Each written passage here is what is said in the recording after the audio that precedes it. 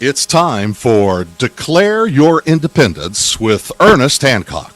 Believe me when I say we have a difficult time ahead of us. But if we are to be prepared for it, we must first shed our fear of it. I stand here without fear because I remember that I am here not because of the path that lies before me, but because of the path that lies behind me. I remember that for 100 years we have fought these machines. And after a century of war, I remember that which matters most. We are still here! Tonight, let us make them remember we are not afraid!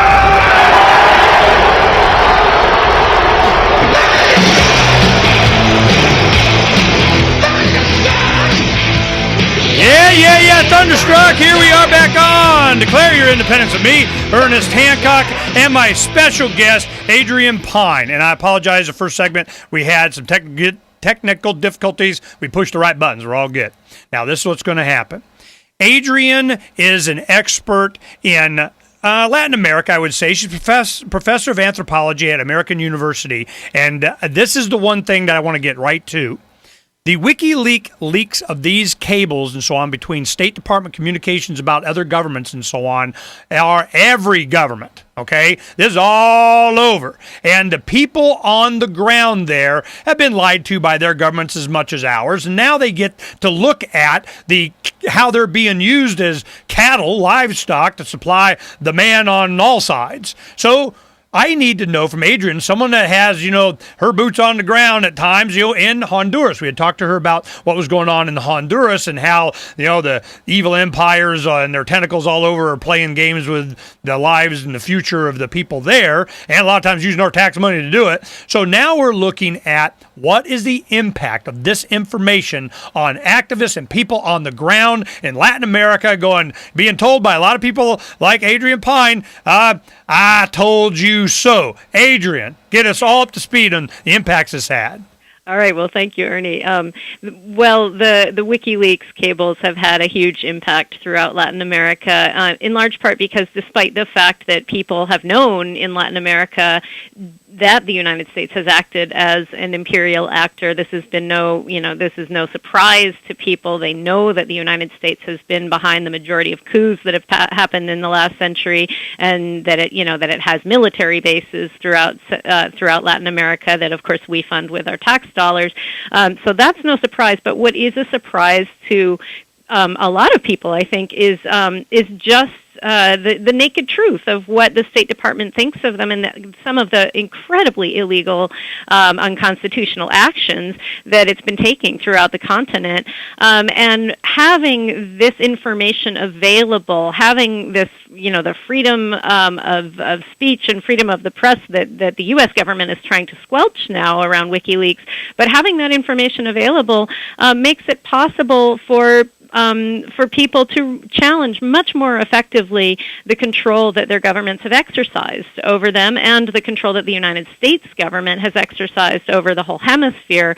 So in that sense, the WikiLeaks releases are greatly strengthening the power of popular social justice movements throughout Latin America, because there's frankly very little that their governments can say back to them to justify their complicity in various actions with the State Department, and there's nothing that the U.S. State Department can say to justify some of the things that it's said and done as well.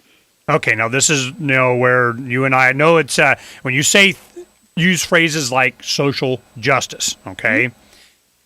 That has a different definition with a lot of people. Now, of course, me be this hardcore libertarian thing. Let me tell you what my social justice is. You don't get to take my stuff, okay?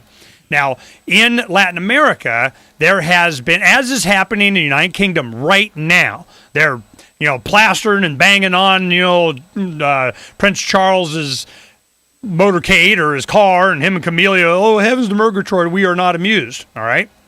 So now I'm looking at the situation, I'm going, all right, if we are going to have social justice, we need to define that, because we are going to have people in the streets. We've seen this before throughout Europe. They're screaming, we want, 6-week vacations. We need more money from the rich to redistribute to us poor people. We need to have longer, more years of education subsidized by whatever. We need to, and we saw in the Mexican government, we had farmers coming and pelting their government offices and so on with tomatoes and everything, and the tractors here in America. And I mean, it's just, we see this all the time, and what's behind it and what serves the man, the government, this collective authority, we're going to take your goodies, it serves their interest to have them put on television this, what part of the revolution they do want televised is the people screaming for more. Mm-hmm. Is there an understanding that, you know what, there's no more to take, man. You're getting everything from everybody, and there's nothing to redistribute. And the people that do create wealth to redistribute have no incentive to do it anymore. They're just like, you're just going to take it anyway, and the entire world economy just continues to deteriorate. What is the movement in Latin America? Is there one? Is there an understanding that it's this type of pilfering by government, this screaming for more stuff and more justice and more force, more guns, more taking from somebody to redistribute? Is there an understanding there that that's what causes this problem? Well, I think it's different situations depending on the country that you're looking at. But taking Honduras, for example, I think that there is a very strong sense among people in Honduras that that the current government, that is the coup government, is complicit in taking their stuff. But at the same time, they are calling for redistribution. But the reason for that is that the people who have all the stuff right now in Honduras stole that illegally from the people who had it in the first place. You saw massive usurpation of lands using paramilitaries and U.S.-sponsored militaries. And so now you have all of these people who are dispossessed. Now you have all these people who can no longer support themselves and no longer have that dignified existence that they had for a long time previously. And so what they're seeing is that the governments, it's not just the governments acting on their own, but rather acting at the behest of the very, very, very wealthy. And those very wealthy people say that, that calls for redistribution are socialist or something else. But in fact, they got that land, that money, by stealing it from everybody else in the first place, and they did that because the government backed them up, because they basically owned the government, because there was no real democratic process. And they've been able to place a democratic veneer on this by having institutions that we recognize as democratic, like elections, for example. But elections every 4 years or every 6 years, depending on the country that they're in, don't actually constitute a democratic process where people can decide what kind of society they want to live in collectively. Because even if we're all going to have our own stuff, we need to figure out how to live with each other and how to respect each other's stuff.